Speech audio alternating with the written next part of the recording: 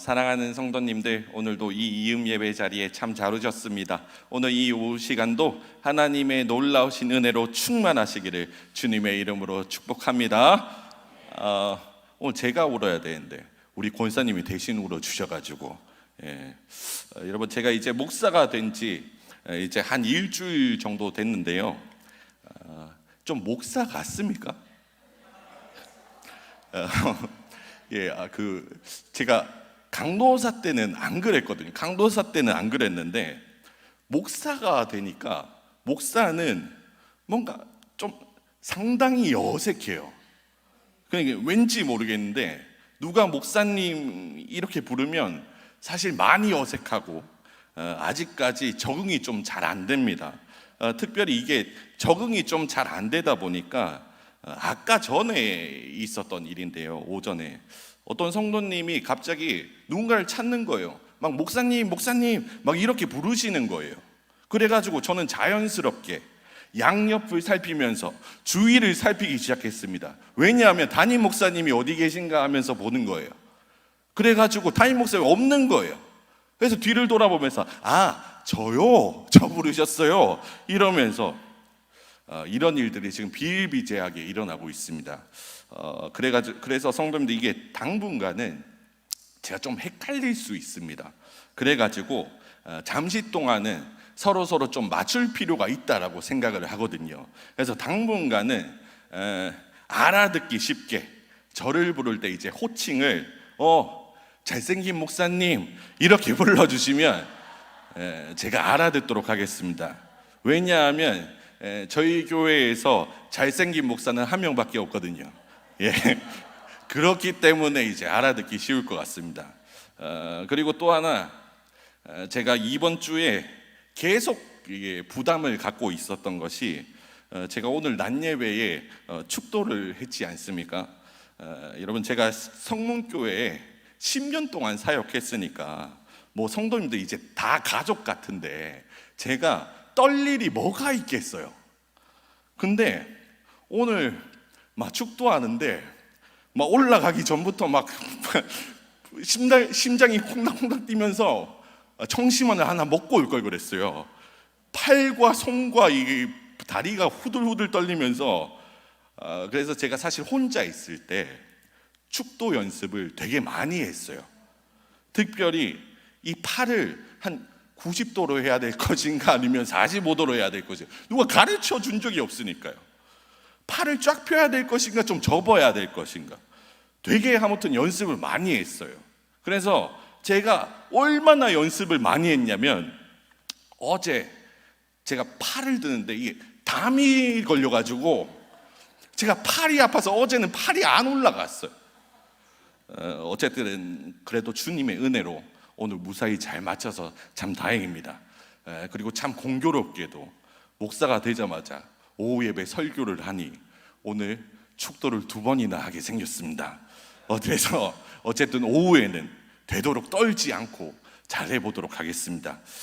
그리고 이제 무엇보다 참 감사한 것은 우리 너무 많은 성도님들이 목사 안수식 때 특별히 오셔서 자리를 지켜주시고 또 연락도 주시고 또 너무 많은 축하를 해주셨습니다.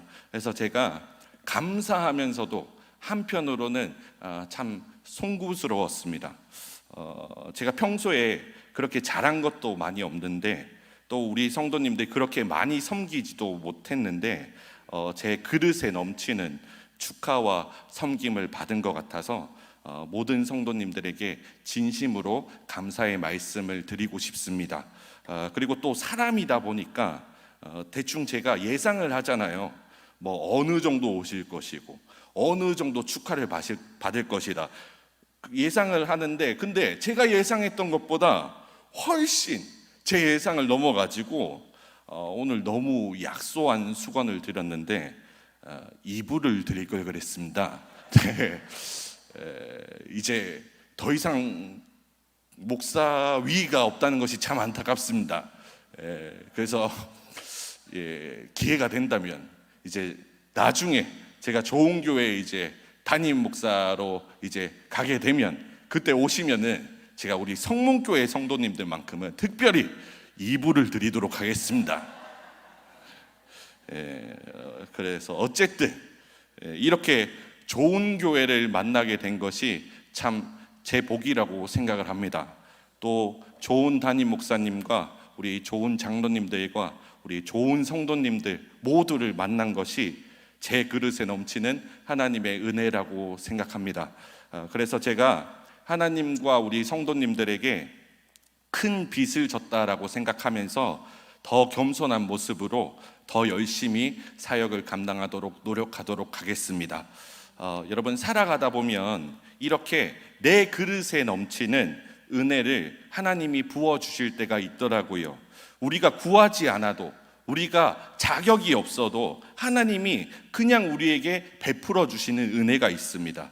여러분, 성경을 보면요, 하나님의 크신 은혜를 경험한 믿음의 거장들이 많이 등장하지 않습니까? 뭐 다윗이라든지 바울이라든지. 그런데 그분들의 모습과 제 모습을 비교해 볼 때 저는 그만한 믿음도 없고 뭐 어떤 그만큼 기도하지도 못하고 그만큼 헌신하지도 잘 못해요. 그런데 그럼에도 불구하고 하나님은 오늘 우리에게 동일한 은혜를 허락하신다라는 겁니다. 그 대표적인 예로 오늘 본문에 나오는 한 여인을 좀 소개해 드리고 싶은데요. 하루는 예수님이 제자들과 함께 나인이라고 하는 성에 들어가시려는 중이었어요. 그런데 마침 그 나인 성에 장례식이 열린 겁니다. 우리가 잘 아시다시피 과부의 아들이 죽어서 장례의 행렬이 나오고 있었던 중이에요. 여러분, 그런데 가만히 생각해 보면 이 과부의 인생이 참 딱하다라는 생각이 많이 들더라고요. 왜냐하면 어찌된 영문인지 모르겠는데 이 여인의 남편은 일찍 세상을 떠났습니다. 그렇기 때문에 이 여인이 사랑하는 남편을 먼저 보내고 얼마나 그 삶이 힘들었겠어요. 지금도 그렇지만 이 당시에는 여자 혼자 살아간다는 것이 정말 힘든 일이었거든요. 그래도 이 과부는 살아가야 하는 목적이 딱 한 가지 있었어요. 왜냐하면 내 사랑하는 아들이 있기 때문이에요. 이 아들을 위해서라도 내가 이를 꽉 깨물고 살아갈 수밖에 없었어요. 그래서 과부는 내 사랑하는 아들 잘 키우고 평생을 이 아들 하나만 바라보고 살았을 겁니다. 그런데 이게 웬일일까요? 그 하나밖에 없는 아들이 불의의 사고로 부모보다 먼저 세상을 떠나버린 거예요. 여러분, 지금 이 과부가 얼마나 애통했겠습니까? 남편 하나 잃은 것도 정말 어거지로 버텼는데요, 내 자식마저, 내 하나밖에 없는 자식마저 잃어버렸어요. 그래서 사실 이제 이 과부는 살아갈 이유가 없는 거죠. 그래서 어쨌든 이 죽은 과부의 아들, 이 장례 행렬이 이제 펼쳐지고 있었습니다. 그런데 그때 예수님이 이 장례 행렬과 마주치신 거예요. 그리고 나서 예수님이 가장 먼저 취하셨던 행동이 13절에 나오는데요, 13절 말씀 한번 보시면요, 뭐라 되어 있냐면 주께서 과부를 보셨다 이렇게 이야기합니다. 여러분, 하나님은 늘 우리를 보고 계시는 분이신 줄 믿습니다. 근데 우리를 바라보는 것만 해도 얼마나 큰 은혜인지 몰라요. 여러분, 제가 어릴 때 저희 집이 되게 잘 살았다가 집이 한번 휘청거렸을 때가 있어요. 그러니까 IMF 이런 거 겪으면서 휘청거려가지고 정말 찢어지게 가난한 시절을 보낼 때가 있었어요. 그래서 뭐 단칸방에 살고 그랬는데, 근데 그때 제일 무섭고 불편했던 게 뭐냐면 화장실이었습니다. 화장실이 그 재래식 화장실 아시죠? 옛날에 그 온갖 변들이 다 모이는 장소. 그래서 재래식 화장실이어가지고 화장실이 집 밖에 있는 거예요. 그래서 밤에 화장실을 갈 때면 깜깜하니까 어린 나이에 너무 무서운 겁니다. 왜 또 저희 어릴 때는 그 화장실 괴담 그런 게 되게 많았거든요. 뭐 화장실에 귀신이 나타난다, 똥통 밑에서 목사가 돼가지고 이 언어가 이 똥감 밑에서 이렇게 손이 쫙 나오면서 파란 유지 줄까, 막 빨간 유지 줄까, 검은 유지 줄까, 이런 이야기들, 괴담이 되게 많았어요. 귀신이 산다. 그래서 밤에 화장실을 가려면 너무 무서운 거예요. 그래서 제가 밤에 화장실을 갈 때면 제가 혼자 못 가겠으니까 늘 옆에서 자던 할머니를 깨웠거든요. 그러면 우리 할머니가 랜턴을 하나 들고 빛을 비춰주면서 같이 이렇게 화장실을 가주셨어요. 그런데 하루는 할머니가 좀 많이 편찮으셨어요. 그래서 어쨌든 밤에 또 깨서 화장실을 가려고 하는데 그날은 할머니를 깨우지 않고 혼자 간 거예요. 혼자. 할머니가 편찮으시니까. 참 제가 그 어린 나이 때부터 이렇게 참 속이 깊었습니다. 그래서 어쨌든 그 깜깜한 곳에 혼자 일을 가려고 하니까 너무 무서운 거예요. 그래서 몇 발자국 안 가서 두려움이 저를 확 덮칠 때 그때 뒤에서 빛 하나가 저를 비치기 시작했어요. 뒤를 돌아보니 할머니가 자다가 깨서 랜턴 빛을 저를 향해 비춰주신 거예요. 여러분, 저는 그 빛을 본 순간 더 이상 두렵지 않았습니다. 왜요? 할머니가 나를 보고 계시잖아요. 할머니가 나를 보고 계신 것, 그것만으로 저는 더 이상 두려워할 필요가 없었습니다. 여러분, 하나님은 졸지도 않으시고 주무시지도 않으시는 분이래요. 그런데 그 하나님이 오늘 나를 바라보고 계신 것, 그것만으로도 우리는 참된 평안을 누릴 수 있지 않겠습니까? 하나님이 나를 바라보고 계신 것, 그것만으로 우리는 이미 큰 은혜를 누리고 있다는 것을 기억하시기를 축복합니다. 그리고 또 정말 중요한 것은요, 13절을 이어서 다시 보니까 과부를 보시고 어떻게 하셨대요? 그렇죠, 불쌍히 여기셨다, 이렇게 말씀하십니다. 더 쉽게 말씀드리면 과부의 아픔을 공감해 주셨다는 거예요. 사랑하는 성도님들, 우리가 기억해야 될 것은요, 하나님은 우리를 보실 뿐만 아니라 불쌍히 여겨주신다라는 겁니다. 하나님은 우리의 아픔을 함께 느끼면서 공감해 주신다는 거예요. 여러분, 이게 얼마나 참 큰 은혜인지 아세요? 여러분, 그 사람에 대한 어떤 사랑과 어떤 마음이 없으면요, 공감을 못 합니다. 여러분, MBTI라고 들어보셨을 거예요. 뭐 성격 유형 검사 그런 건데, 예수님은 타고난 F 성향이었던 것 같아요. 예수님은 막 누군가가 울고 있으면 가서 같이 함께 우시고, 누군가 아파하고 있으면 함께 가서 아파하시고, 예수님은 공감을 정말 잘해 주셨습니다. 그럼 반대로 오늘 우리는 어떻습니까? 우리 성도님들은 공감을 좀 잘해 주시는 편이십니까? 그러면 여러분, 반대로 저는 공감을 잘하는 편일까요? 아니면 공감을 잘 못하는 편일까요? 여기 계신 많은 분들이 저를 예수님처럼 F 성향으로, 이 F 성향이다 이렇게 생각하실 분들이 좀 계실 것 같아요. 그래서 누가 물어보면 저도 그냥 저는 F라고 해요. 근데 이제야 밝히는 건 저는 사실 T입니다. T. 사실 제가 공감을 잘 못해요. 그래서 저희 아내한테 맨날 혼나요. 예를 들어서 설명드리면, 저희 아내가 나 오늘 너무 힘들어 막 그럴 때가 있잖아요. 그러면 제가 뭐라고 하냐면, 오늘 뭐 무슨 힘든 일이 있었냐고, 오늘 너무 고생해서 그렇지, 이렇게 이야기하면 안 혼날 텐데, 저희 아내가 나 지금 너무 힘들어 그러면 제가 야, 나도 힘들어 죽겠다, 빨리 집에 가서 밥 먹고 쉬라, 이래서 제가 혼나요. 그리고 뭐 예를 들어서 아내가 무거운 걸 막 들고 집에 오고 있어요. 그래서 아내가 전화가 와서 이거 너무 무거워서 내 팔이 지금 빠질 것 같아, 좀 나와주면 안 돼? 그러면 제가 그 무거운 걸 어떻게 혼자 들고 오고 있었니? 그거 들고 온다고 얼마나 고생했어, 내가 빨리 나갈게. 제가 이렇게 말하면 안 혼납니다. 저희 아내가 이거 너무 무거워, 내 팔이 빠질 것 같아, 그러면 제가 뭐라고 할까요? 야, 사람의 팔은 그렇게 쉽게 빠지지 않아, 좀만 참아. 이래서 제가 맨날 혼나요. 근데 이제 제가 잘 아는 분 중에 정말 대표적인 T 성향을 가지고 계신 분이 계십니다. 우리 담임 목사님이 대표적인 T세요. 참 많이 배웁니다. 근데 놀랍게도 우리 성도님들, 누가 우리 담임 목사님을 T라고 생각하겠습니까? 뭐 가끔씩 T가 나오실 때가 있긴 있어요.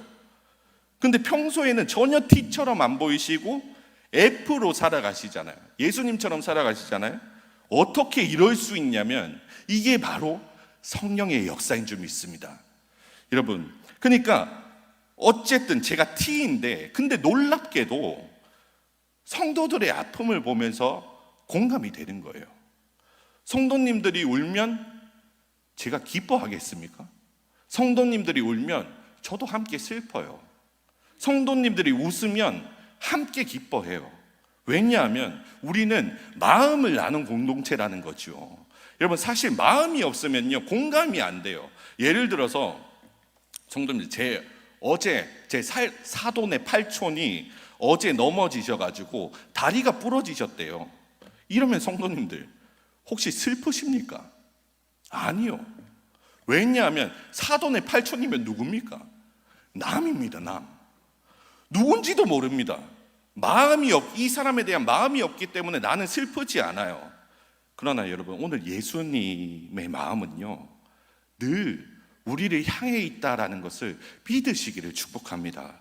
그래서 오늘 예수님이 이 과부의 아픔, 하나밖에 없는 아들을 잃은 그 과부의 아픔에 지금 공감해 주시는 겁니다. 여러분, 하나님이요, 우리를 불쌍히 여겨 주셨기에 오늘 우리가 이 자리에서 하나님을 예배할 수 있는 겁니다. 하나님이 우리를 불쌍히 여겨 주시는 것, 여러분, 이것이 얼마나 참 큰 은혜인지 몰라요. 사랑하는 성도님들, 하나님이 우리를 불쌍히 여겨 주신다는 것, 이것만으로 우리는 이미 넘치는 은혜를 받고 있는 줄 믿습니다. 자, 이제 예수님이 그 과부를 보시고 불쌍히 여기시고 마지막으로 이제 뭘 하시냐면요, 그 죽은 아들을 다시 살려주신 거예요. 여러분, 하나님은 기적을 일으키시는 분이다라는 걸 믿으시기를 축원합니다. 여러분, 예수님이 13절 하반절 보시면 과부에게 무엇라 하시죠? 울지 말아라. 과부를 위로하시고요, 그리고 그 죽은 청년에게 말씀하세요. 뭐라고 이야기하시냐면 일어나라. 딱 한 말씀 하세요. 일어나라 말씀하시면서 그 아들을, 죽은 아들을 다시 살려주신 것이죠. 여러분, 제가 이 말씀을 보면서 굉장히 은혜가 됐던 부분이 뭔지 아세요? 이 과부는 자기 아들이 살아나는 과정에 있어서 아무것도 한 게 없어요.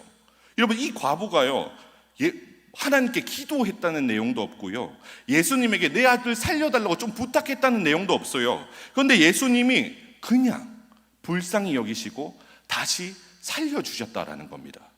그래서 내 아들이 지금 내 눈앞에서 다시 살아난 것을 보고 과부가 어떤 생각을 했겠습니까? 하나님이 누구이기에 나를 이처럼 사랑하시는가? 하나님이 누구시기에 나에게 이토록 은혜를 베푸시는가? 여러분, 우리가요, 양심에 손을 얹어 봅시다. 기도하지 못할 때가 많습니다. 말씀 앞에서 순종하지 못할 때가 많다고요. 그런데 그럼에도 불구하고 하나님은 우리에게 은혜를 주시는 분인 줄 믿습니다. 하나님이 이런 우리를 쓰신다는 거예요. 이게 은혜란 거예요. 여러분, 내 죽었던 아들이 살아난 것을 보고 이 과부가 어떤 생각을 했겠습니까? 아, 내 그릇에 넘치는 하나님의 은혜구나. 사랑하는 성도 여러분, 가만 생각해 보니까 참 그렇더라고요. 항상 하나님의 은혜는 저의 기대보다 컸던 것 같아요. 여러분, 저도 이제 이렇게 목사로 살아가면서요, 정말 하나님 앞에서 부끄러운 모습으로 살 때가 너무 많습니다. 기도하지 못할 때도 많고요, 말씀 앞에서 순종하지 못하는 내 모습을 보면서 자책할 때도 많습니다. 그런데 그럼에도 불구하고 하나님은 이 부족한 나를 쓰신다는 겁니다. 이게 은혜란 거예요. 내가 그럼에도 불구하고 하나님은 나를 쓰신다. 내가 봤을 때도 내 모습이 형편없을 때가 많아요. 그럼에도 불구하고 하나님은 끝까지 나를 놓치지 않으신다. 이게 은혜란 겁니다. 여러분, 저는 목사가 될 자격이 있어서 목사가 된 게 아닙니다. 내가 자격 없음에도 불구하고 하나님이 나를 쓰시겠다 하시니 저를 세워주신 줄 믿습니다. 제 그릇에 넘치는 은혜를 주신 거예요. 사랑하는 성도님들, 기억하십시오. 오늘 우리가 신앙생활을 잘했으면 얼마나 잘했겠습니까? 우리가 얼마나 신앙생활을 잘해왔기 때문에 하나님이 나에게 이렇게 많은 복을 주셨겠습니까? 아니에요. 여러분, 하나님의 은혜가 없었다면 오늘 우리는 이만큼 살아갈 수도 없었어요. 사랑하는 성도 여러분, 하나님은 내 그릇에 넘치는 은혜를 부어주시는 분이시다라는 걸 믿으시기를 주의 이름으로 축원드립니다. 말씀 맺겠습니다. 사랑하는 성도 여러분, 우리 인생에 있어서 가장 큰 은혜는 바로 하나님을 만난 것입니다. 더 정확하게 말씀드리면요, 하나님이 나를 만나 주신 것이 내 인생의 가장 큰 은혜인 줄 믿습니다. 이 은혜를 다시 한번 기억했으면 좋겠습니다. 하나님은 언제나 나를 바라보시고요, 하나님은 언제나 우리를 불쌍히 여겨 주십니다. 그리고 하나님은 우리 성도님들의 인생 가운데 기적을 일으키셨고 앞으로도 기적을 일으켜 주실 줄 믿습니다. 다시 한번 이 하나님의 은혜를 기억하며 이 하나님의 은혜를 찬양하는 우리 모든 성도님들 되시기를 주의 이름으로 축원드립니다.